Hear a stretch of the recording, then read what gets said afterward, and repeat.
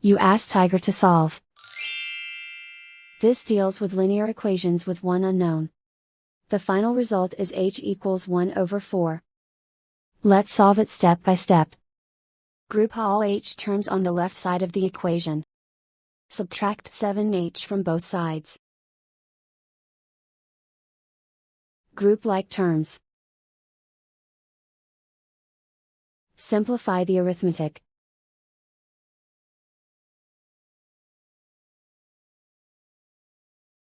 Group all constants on the right side of the equation.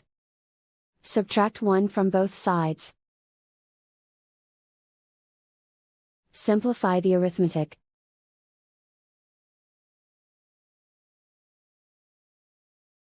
Isolate the h. Divide both sides by -4. Cancel out the negatives. Simplify the fraction. Cancel out the negatives. And so the final result is h equals 1/4.